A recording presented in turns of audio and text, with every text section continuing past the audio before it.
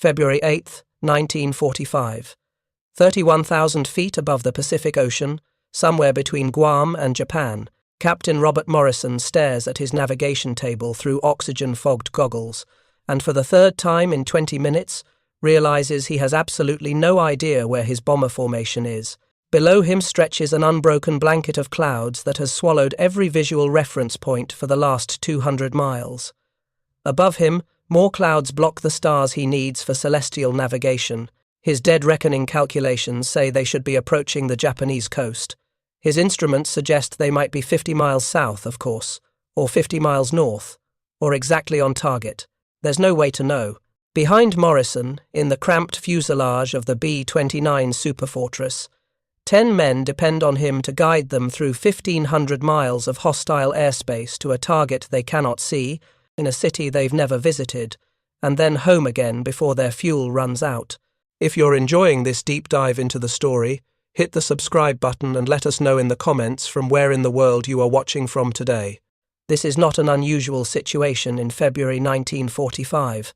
This is every mission. The strategic bombing campaign against Japan was drowning in clouds. Unlike the relatively clear skies over Germany, where visual bombing had been difficult but possible, the Pacific theater offered weather that made navigation nearly impossible. Solid overcast could stretch for 1,000 miles. Storm systems spawned by the collision of Arctic and tropical air masses created cloud layers stacked from sea level to 40,000 feet. And the jet stream, that invisible river of wind that navigators were only beginning to understand, pushed formations miles off course while they flew blind through the murk. The official solution to cloud-covered targets was radar bombing. The B-29 carried the AN divided by APQ-13 radar, a technological marvel that could theoretically detect coastlines, cities, and terrain features through complete cloud cover. In practice, the radar images looked like abstract art, blurry shapes that might be a harbor, or might be a peninsula, or might be a glitch in the scope. Radar operators trained for months to interpret the ghostly green images, and even the best ones admitted they were guessing half the time. The result was bombing accuracy that made the high-altitude precision campaign look successful by comparison. Missions flown entirely on radar instruments often missed their targets by 10 to 20 miles.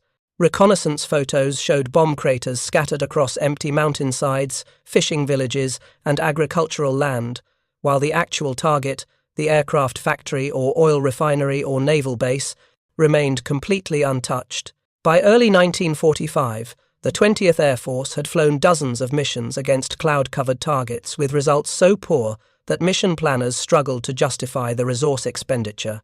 Each B-29 mission consumed thousands of gallons of aviation fuel, hundreds of bombs, and risked 11 trained aircrew members.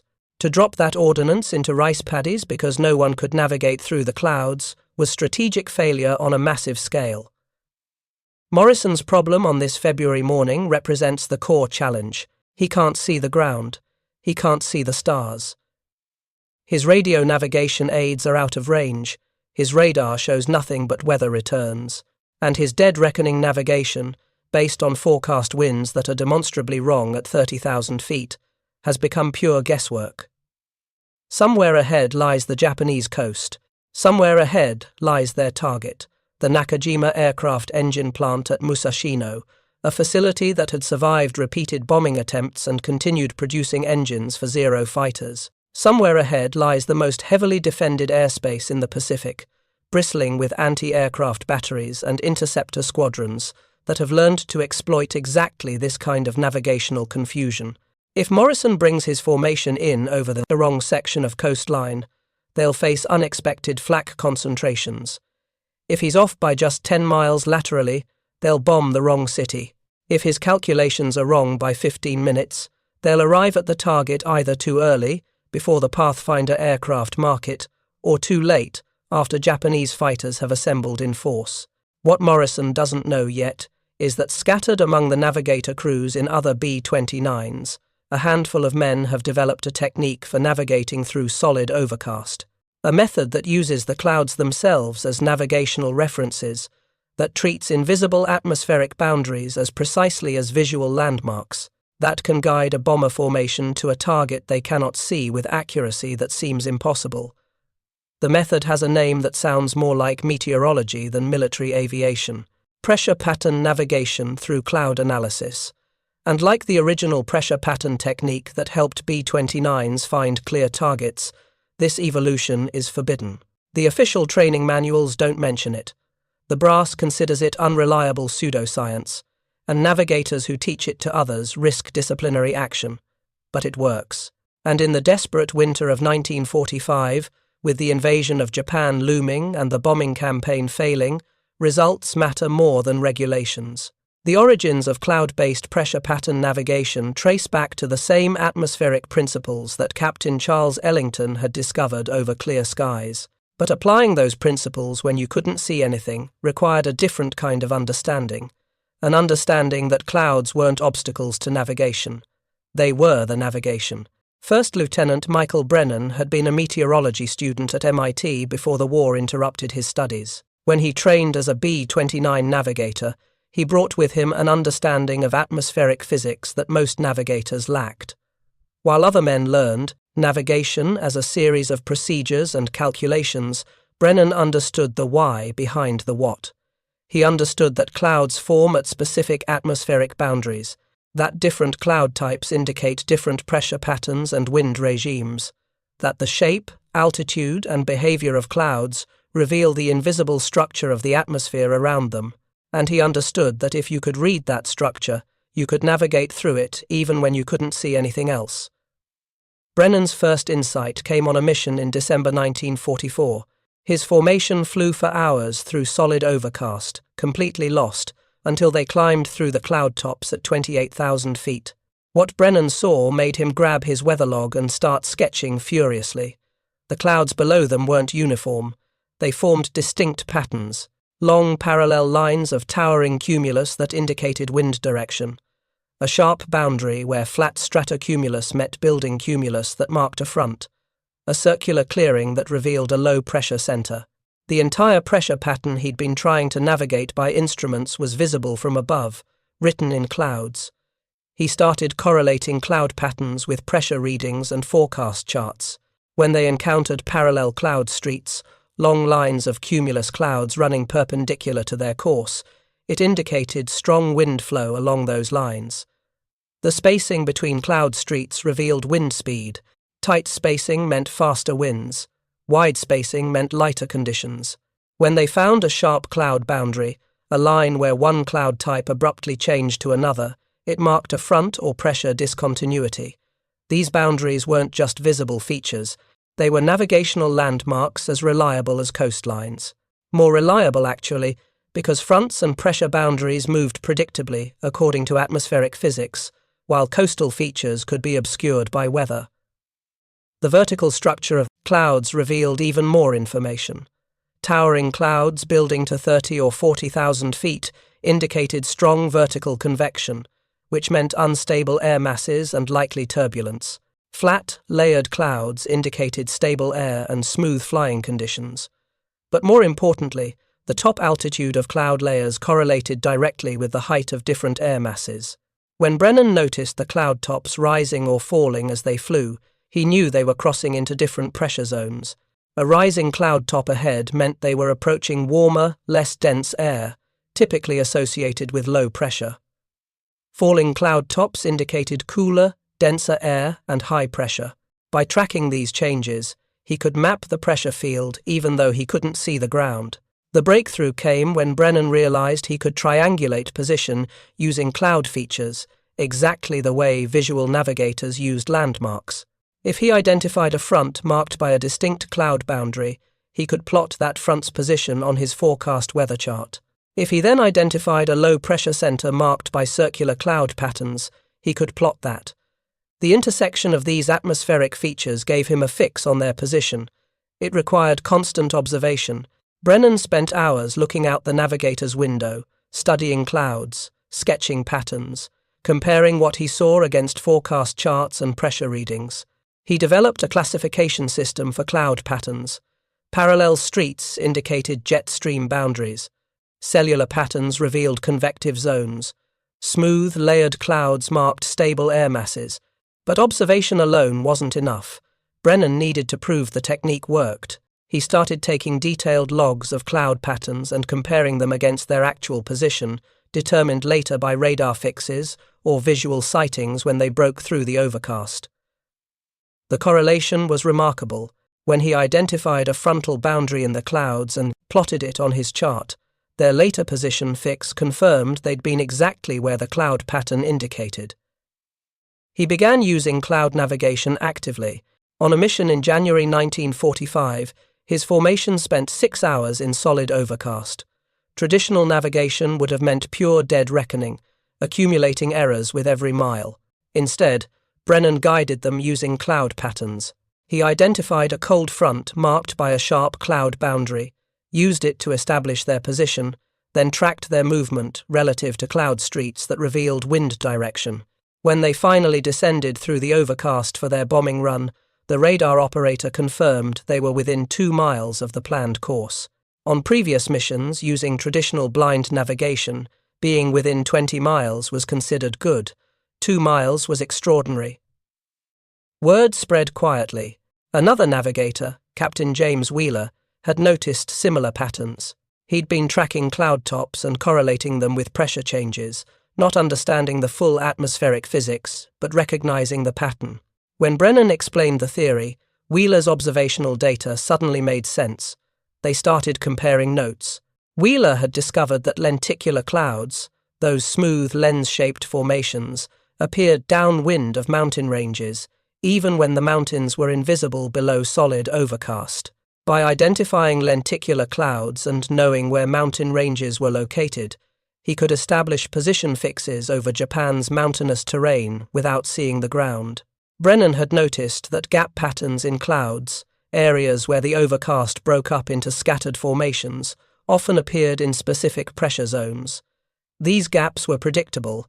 By knowing where gaps typically formed relative to pressure systems, he could predict when they might get visual sightings of the ground for confirmation.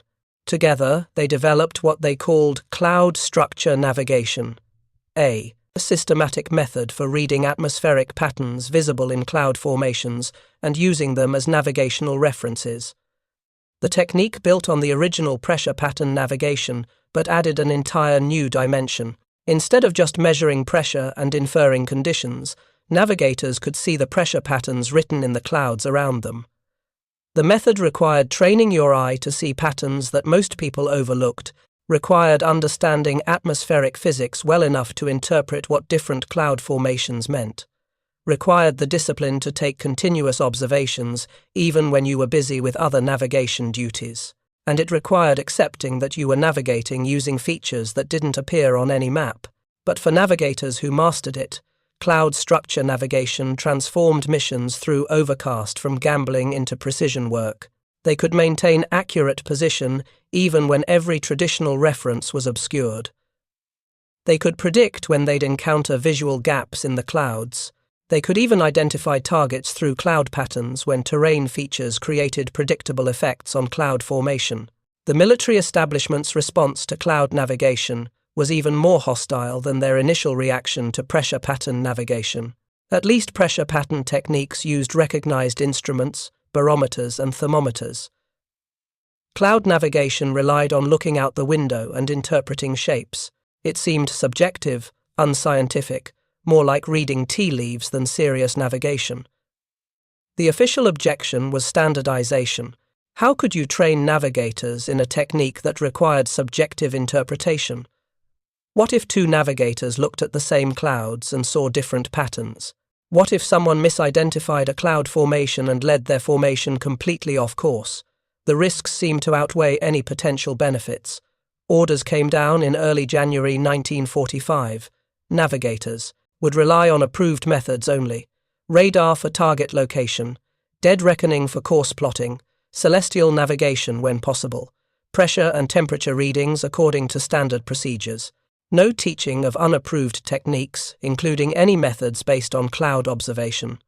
The ban created the same underground knowledge network that had preserved the original pressure pattern navigation. Navigators who understood cloud structure techniques began teaching them informally. Not in official training sessions, but in crew quarters between missions. Not in flight manuals, but in personal notebooks passed between friends. Brennan and Wheeler became unofficial instructors. They'd invite small groups of navigators to evening discussions, where they'd show photographs of cloud patterns taken from missions. They'd explain what each pattern indicated atmospherically and how to use it for navigation.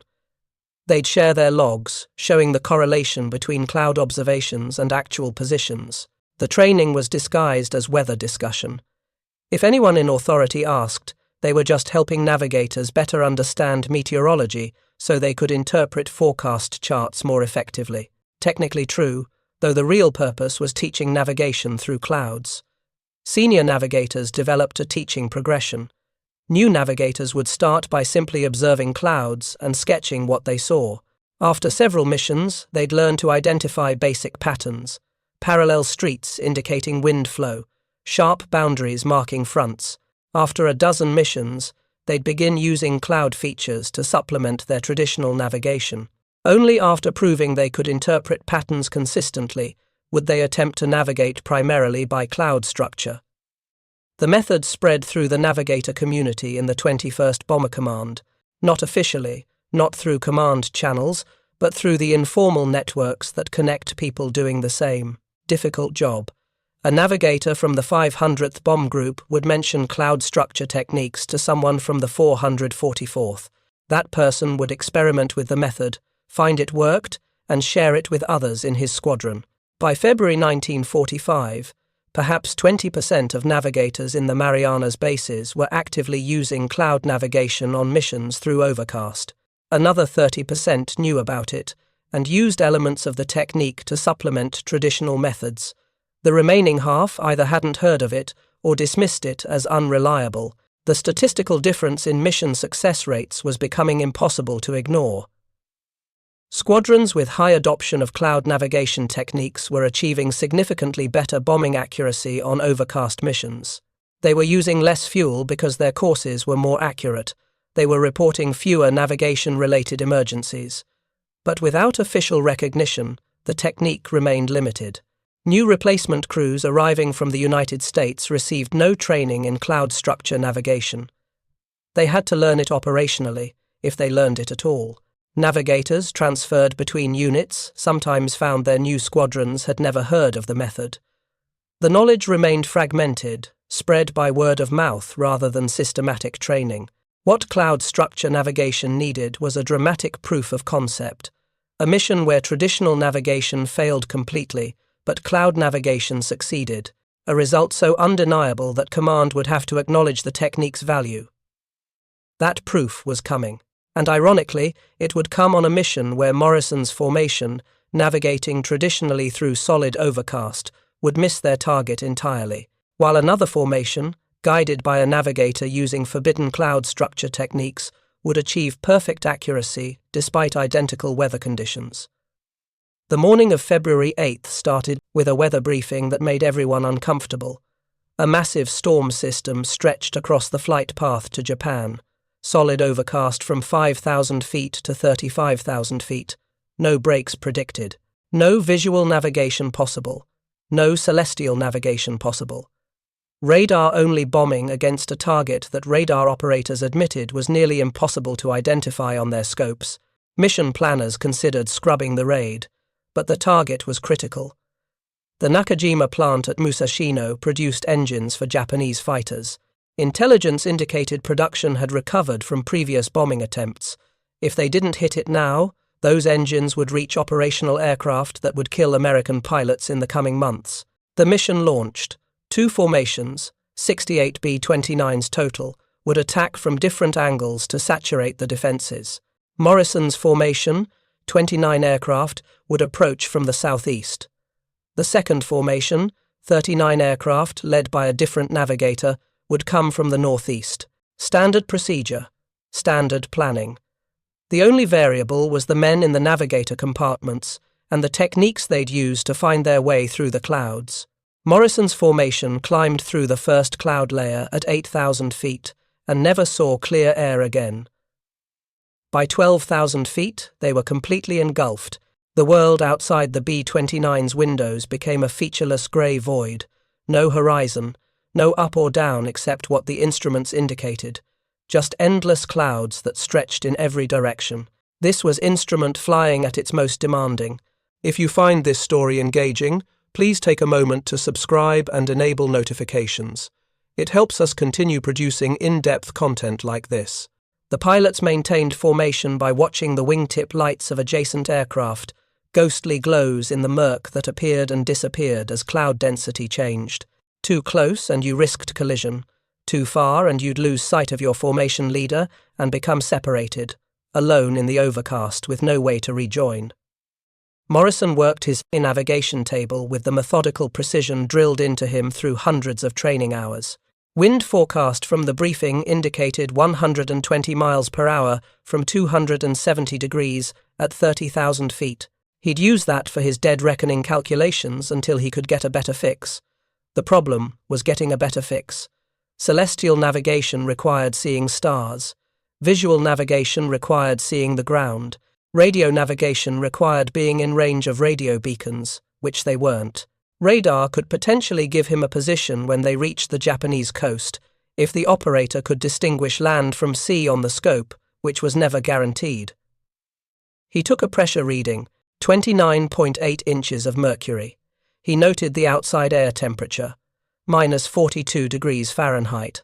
He logged both numbers and compared them against his forecast chart. The pressure was slightly lower than predicted, which suggested they might be south, of course, but the difference was within normal variation, not conclusive. 15 minutes later, another pressure reading, 29.6, dropping faster than the forecast predicted. Temperature holding steady. Morrison frowned at his chart. Falling pressure could mean they were approaching a low-pressure system, which would change the wind patterns. But it could also mean altitude changes, or a dozen other factors. Without additional data, it was just another number. He calculated their position by dead reckoning. Course 290 degrees, airspeed 220 knots, corrected for the forecast wind. They should be 140 miles from the Japanese coast. Estimated time to landfall, 38 minutes. But Morrison had flown enough missions to know that should be was often wrong. The forecast winds at 30,000 feet were notoriously inaccurate. The jet stream could vary by 50 miles per hour or more from predicted values. If the actual wind was different from the forecast, his dead reckoning position was wrong, and he had no way to know how wrong until they either saw something or hit something. In the second formation, 60 miles northeast of Morrison's aircraft, First Lieutenant Michael Brennan was having a very different experience of the same weather. He was looking out the navigator's window, studying clouds, and reading the atmosphere like a text. Brennan's B-29, call sign Victor 7, flew in the lead position of the second formation. Behind him, 38 other bombers followed, trusting his navigation to guide them through the overcast to a target none of them could see. It was a responsibility that would have paralyzed him a year ago. Now, with cloud structure navigation, he felt confident. The key was understanding that solid overcast wasn't actually solid. It had structure, layers, variations in density and texture that revealed atmospheric conditions. Brennan could see these variations even though pilots and other crew members saw only featureless grey. At 22,000 feet, they'd climbed through stratocumulus clouds, flat and layered, indicating stable air. At 26,000 feet, they'd entered altocumulus, thicker and more textured. Now, at 31,000 feet, they were at the top of the cloud mass, and Brennan could see exactly what he needed. Above them, clear sky, finally, stars visible for the first time in hours. But more importantly, he could see the cloud tops below and around them, and those cloud tops weren't level. They formed distinct patterns that told him everything about the pressure field they were flying through. To the west, the cloud tops rose gradually, building from 28,000 feet to over 32,000 feet. That rising trend indicated warmer air, lower pressure, exactly what his pressure readings confirmed. To the east, the clouds topped out lower, around 26,000 feet, indicating cooler, denser air and higher pressure. The boundary between these two air masses was visible as a distinct line, where cloud characteristics changed abruptly. West of the line, the clouds had a billowy, unstable appearance. East of the line, they were flatter, more stratified. That boundary was a front, as real and definable as any coastline, and Brennan could plot it on his chart. He pulled out his forecast weather map, the same one Morrison was using, and compared it to what he observed. The forecast showed a cold front stretching northeast to southwest across their flight path. The cloud boundary he'd just identified matched that front's predicted position almost exactly. That gave him a navigational fix more reliable than dead reckoning. By knowing his position relative to the front, and knowing the front's location from the forecast, he could establish where his formation was. Not approximately, precisely. They were 15 miles east of the front, which put them exactly on their planned course. But Brennan wasn't finished. He needed continuous position updates, not just a single fix, so he kept watching the clouds. As they flew west, he tracked their approach to the frontal boundary. The cloud tops rose steadily. The texture changed from smooth to rougher. 10 miles from the front, he started seeing vertical development in the clouds, towers building upward, indicating convective activity along the frontal zone. 5 miles from the front, they hit turbulence, light at first, then moderate. The aircraft bounced and shuddered as they crossed the boundary between air masses. Brennan had expected this. Frontal zones always generated turbulence, where air masses of different temperatures and densities collided. The turbulence wasn't a problem. It was confirmation that his navigation was correct. They crossed the front, and the cloud tops ahead began rising even more dramatically. Brennan checked his pressure reading, 29.4 inches and dropping. Temperature, rising to minus 38 degrees. Both confirmed they'd entered the low-pressure air mass west of the front, and both allowed him to refine his position further. He looked ahead, scanning the clouds for the next navigational feature. There, 30 miles ahead, he spotted it. A gap in the Overcast, a circular area where the clouds broke up into scattered formations. Gaps like that typically formed in the center of low-pressure systems where descending air from altitude suppressed cloud formation. Brennan pulled out his weather chart again and found the low-pressure center. It was marked as being approximately 100 miles southeast of Tokyo. If the gap he was seeing marked that low center, then he could establish another position fix, and more importantly, he could predict when they'd reach the Japanese coast. He calculated quickly. Distance to the gap, 30 miles. Time to reach it at current ground speed, about 8 minutes. Distance from gap to coast based on forecast position of the low center, 70 miles. Total time to coast, 24 minutes. Brennan called the pilot on the intercom. Navigator to pilot. We should cross the coast in approximately 24 minutes. I'll have a more precise estimate when we reach the break in the clouds ahead. The pilot, Major Dennis Hartley, acknowledged. He'd flown enough missions with Brennan to trust the navigator's estimates, even when they seemed impossibly precise for blind navigation. 8 minutes later, they reached the gap.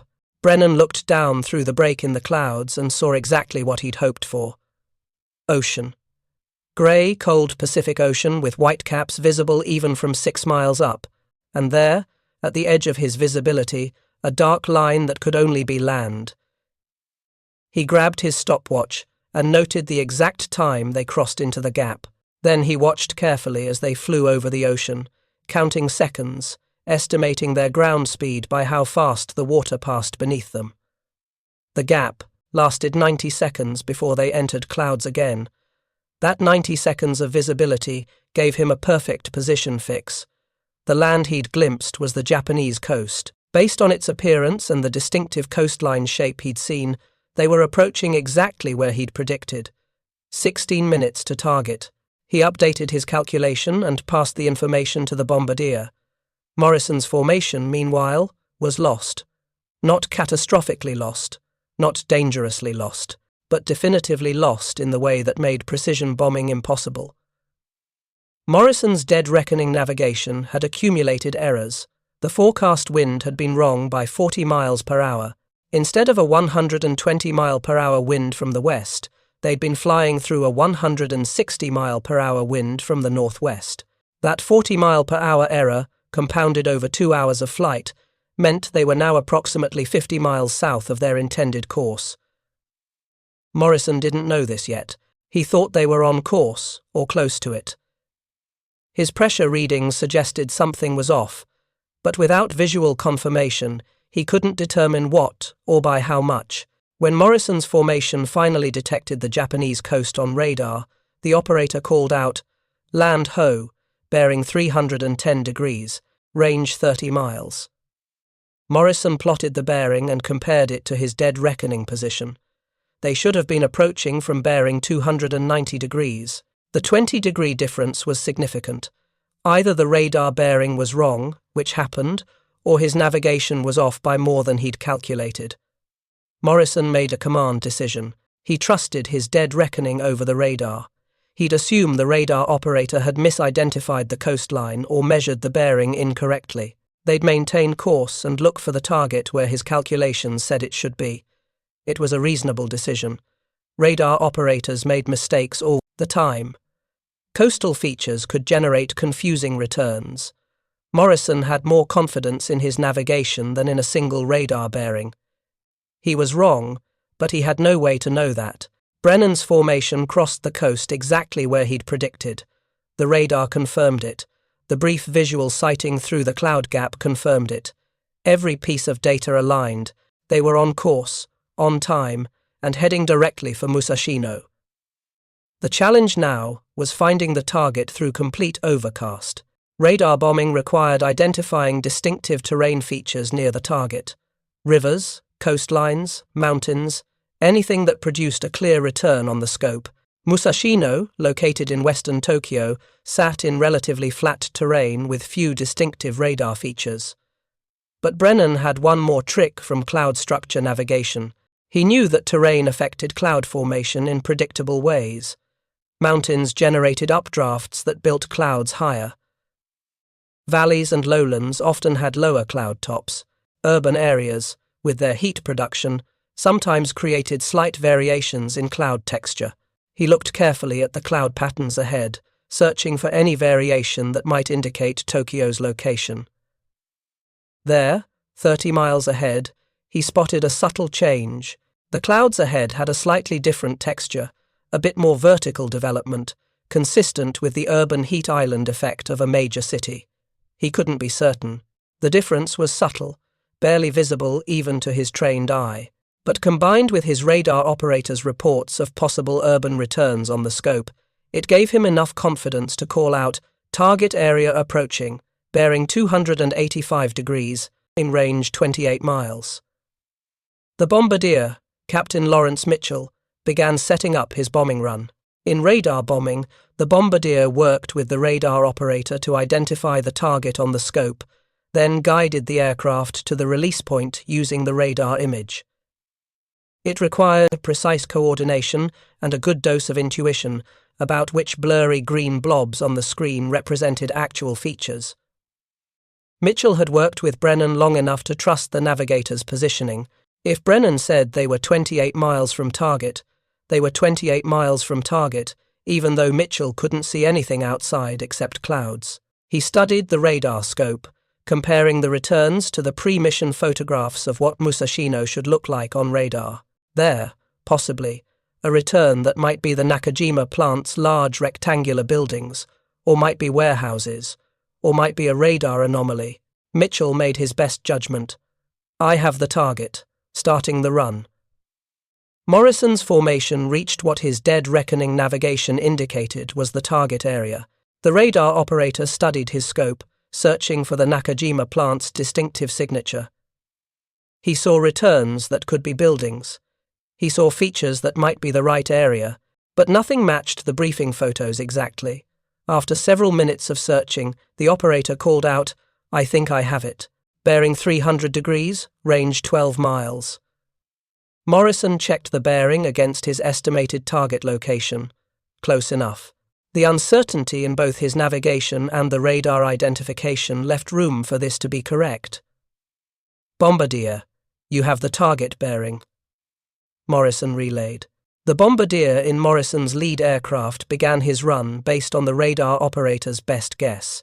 Behind him, 28 other B-29s followed, their bombardiers setting up to drop on the lead aircraft's signal. This was standard formation bombing procedure. Only the lead bombardier actively aimed. Everyone else dropped when they saw the lead aircraft's bombs go. The discipline required to execute formation bombing through complete overcast was remarkable. Pilots maintaining precise positions in the clouds, bombardiers ready to release on signal, gunners watching for fighters that could appear without warning. All of it happening blind, guided by instruments and trust in the lead crew's navigation. Morrison's bombardier made his call. Bombs away! 29 B-29s released their payload into the overcast. 580 high-explosive bombs tumbled toward Japan, toward a target the bombardiers couldn't see, aimed at a location determined by navigation that was 50 miles off course. The bombs fell through the clouds, through 10,000 feet of grey void.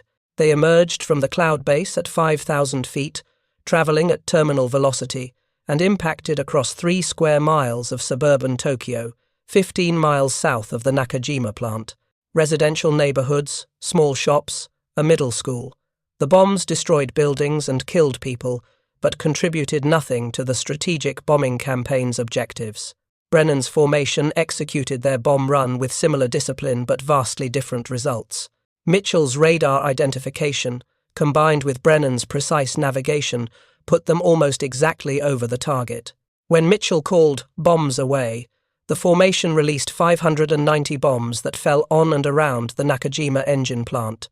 The difference between the two formations' accuracy would become starkly clear in the post-mission reconnaissance photos taken 3 days later, when weather permitted visual observation. The photos showed Morrison's bomb patterns scattered across southern Tokyo.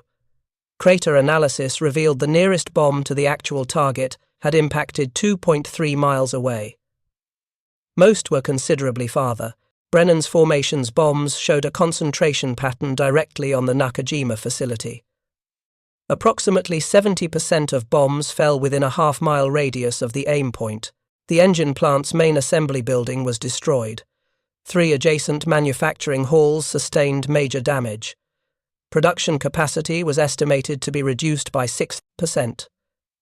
2 formations, identical aircraft, identical weather conditions, identical target. One completely missed because traditional navigation through overcast accumulated too much error.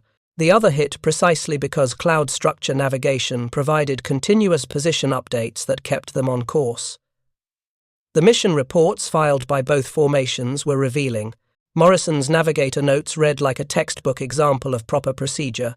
Dead reckoning based on forecast winds. Pressure and temperature readings logged at appropriate intervals. Radar position checks attempted.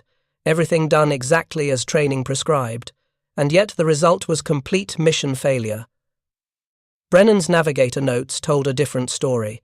He'd logged pressure readings and temperatures like Morrison, but he'd also sketched cloud formations, noted frontal boundaries, recorded cloud top altitudes, identified gap patterns. His log looked less like a standard navigation form and more like a meteorological observation record.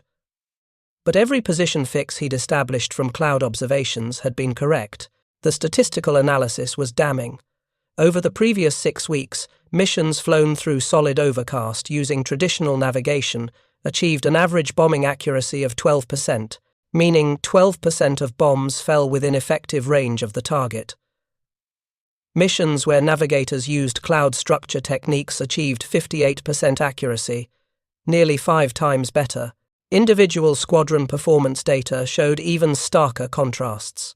Squadrons with high adoption of cloud navigation posted accuracy rates above 70% on overcast missions. Squadrons still using purely traditional methods struggled to exceed 20%. The difference wasn't marginal. It was the gap between effective strategic bombing and wasting resources. Intelligence analysts tracking Japanese war production noticed something else. Facilities that had been targeted repeatedly, traditional navigation through overcast and survived with minor damage, were suddenly showing catastrophic destruction when hit by formations using cloud navigation. The Musashino engine plant was one example. The Kawasaki Aircraft Factory at Akashi was another. On a February 20th mission through complete Overcast, a formation guided by a navigator using cloud structure techniques achieved direct hits on the Kawasaki facility that had survived 4 previous bombing attempts. Post-strike reconnaissance showed the main assembly building collapsed, the machine shop destroyed, and production equipment buried under rubble. The factory went from producing 40 aircraft per month to 0. These weren't lucky hits. These were repeatable results achieved through superior navigation, and they were being accomplished despite official prohibition against the technique that made them possible. The success of the February 8th mission and subsequent cloud navigation successes created an impossible situation for 20th Air Force Command. They had explicit orders forbidding cloud structure navigation techniques. They had navigators openly using those forbidden techniques, and they had mission results proving the forbidden techniques worked far better than approved methods. Major General Curtis LeMay, commanding the 20th Air Force, was not a man who let doctrine override results. He'd already broken with official doctrine by ordering low-altitude firebombing raids. He'd revolutionized formation tactics. He'd pushed for changes that other commanders considered reckless, and he'd been proven right by results. When presented with the statistical analysis of navigation accuracy on Overcast missions, LeMay's response was characteristically blunt. "I don't care if they're navigating by reading chicken entrails. If it puts bombs on target, make it official doctrine." The reversal happened with remarkable speed. On February 25th, just 17 days after Brennan's successful cloud navigation mission, 20th Air Force Headquarters issued updated navigation guidelines. The language was carefully crafted to avoid explicitly admitting that previous prohibitions had been wrong, but the substance was unmistakable.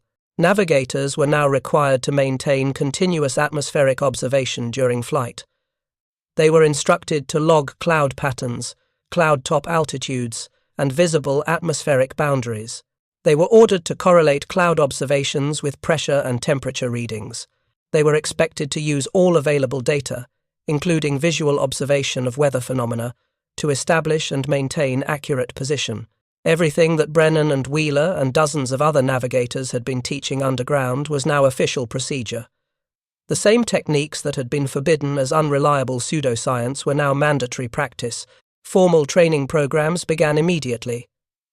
Brennan was pulled from combat flying and assigned to the navigation school at Northfield, Guam. His job was to teach every incoming navigator the cloud structure techniques he'd developed.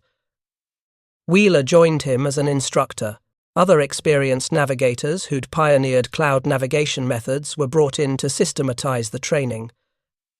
The challenge was teaching observational skills that seemed almost intuitive to experienced practitioners. Brennan could look at clouds and instantly read the pressure patterns they revealed, but he'd spent months developing that skill through constant practice and correlation with actual position fixes. New navigators needed to develop the same observational abilities, and they needed to do it quickly. The solution was systematic training in atmospheric physics, combined with intensive visual practice. New navigators started with classroom instruction on cloud types, formation mechanisms, and the relationship between cloud patterns and pressure systems. They learned why fronts created cloud boundaries, why low-pressure centers generated gaps, why wind flow produced parallel cloud streets. Then came practical observation. Instructors would fly with student navigators on training missions, pointing out cloud features and explaining what each indicated. Students would sketch cloud patterns and attempt to deduce pressure fields from observations. Instructors would then compare the students' interpretations against actual pressure readings and position fixes, providing immediate feedback. After a dozen training flights, most navigators could identify basic patterns reliably. Frontal boundaries, high and low pressure indicators, wind flow patterns. After 20 flights, the best students were approaching Brennan's level of atmospheric reading. They could glance at clouds and know immediately what pressure system they were in, where they were relative to major atmospheric features, and how to use that information for navigation. The training program also standardized cloud navigation procedures. Brennan's original techniques had been informal, adapted on the fly during missions. The official doctrine needed clear step-by-step procedures that any trained navigator could follow. The resulting manual was remarkably detailed. 16 pages of cloud classification charts, 34 diagrams showing typical pressure patterns and their associated cloud formations, tables correlating cloud top altitudes with pressure levels. But the heart of the manual was simpler than the technical details suggested. Watch the clouds constantly. Understand what they tell you about the atmosphere. Use that understanding to establish position and maintain accurate navigation. Everything else was supporting detail for that central principle. By March 1945, cloud structure navigation was standard practice across all B-29 units.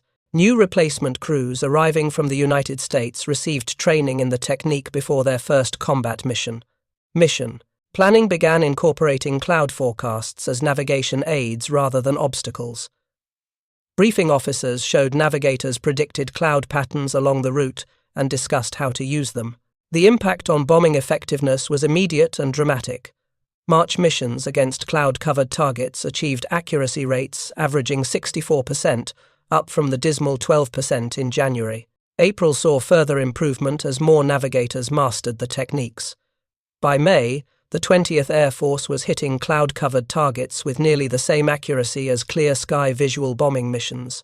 Japanese war production, which had managed to survive ineffective high-altitude precision bombing through 1944, collapsed under sustained accurate attacks in early 1945. Factories that had weathered dozens of near-miss raids were destroyed in single missions, when B-29s could navigate through Overcast and deliver bombs precisely on target. The strategic implications extended beyond immediate damage.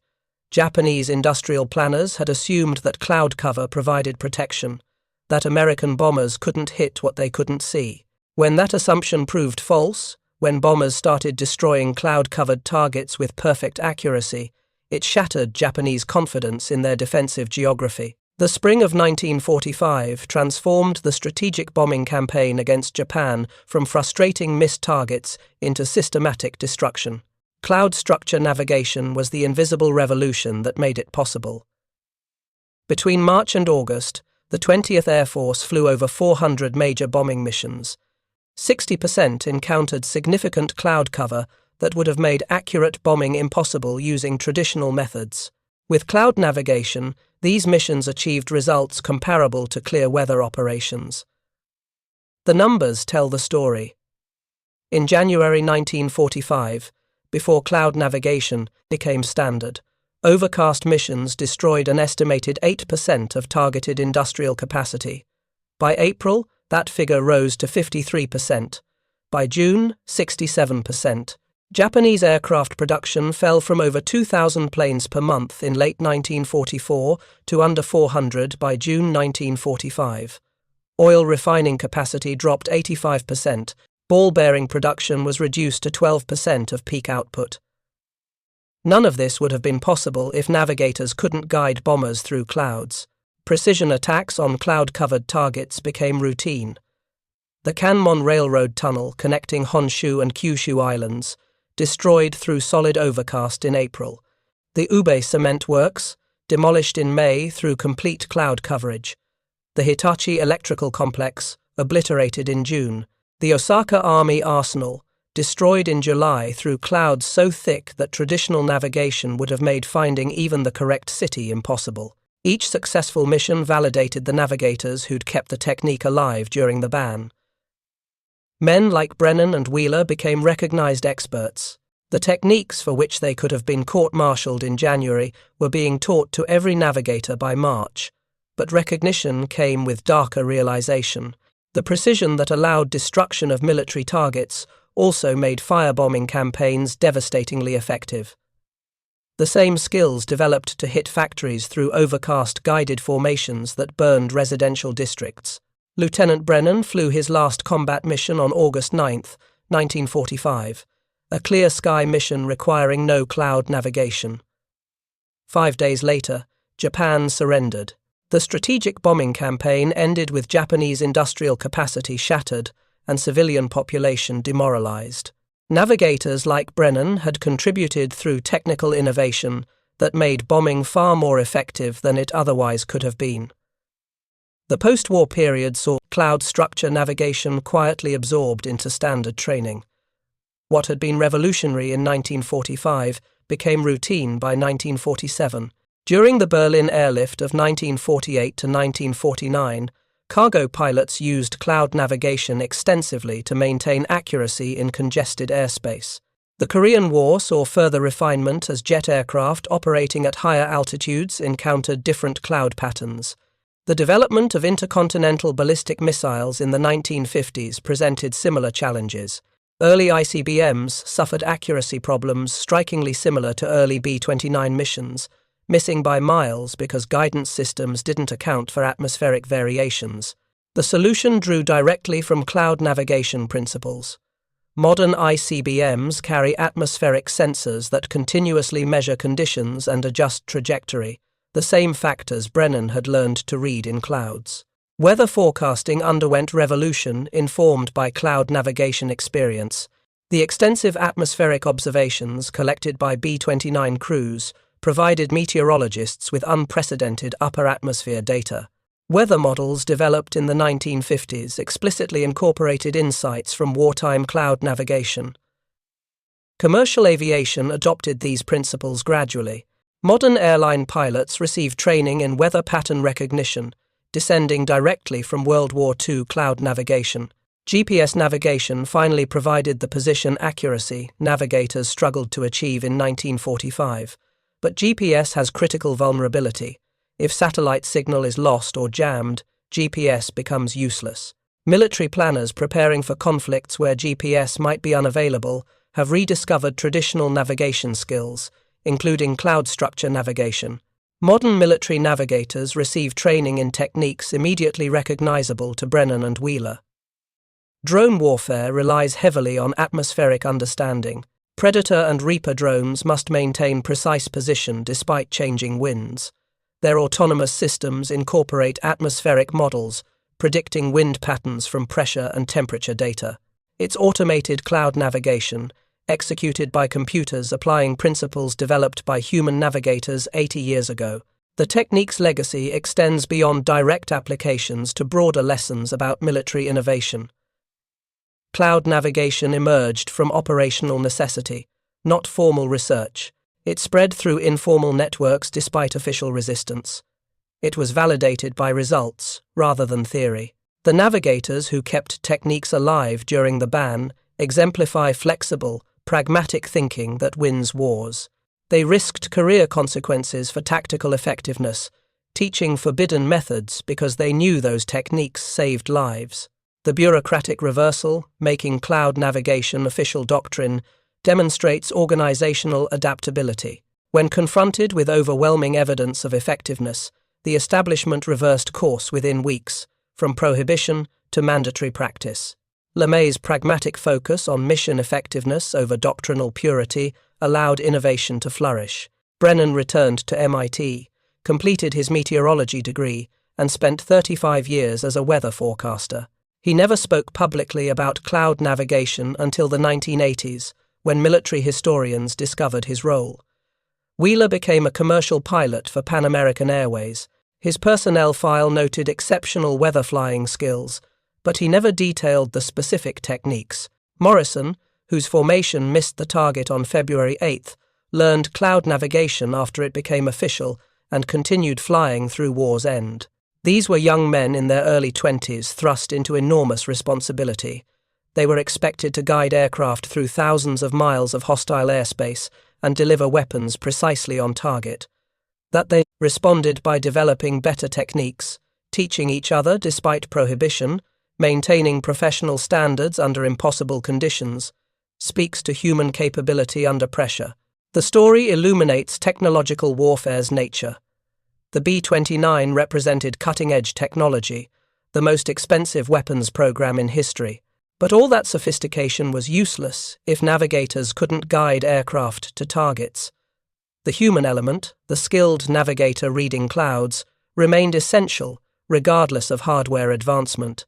This human-machine interface persists in modern warfare, where even sophisticated autonomous systems depend on human judgment. History tends to remember technological innovations and commanding officers while overlooking practitioners who implement techniques.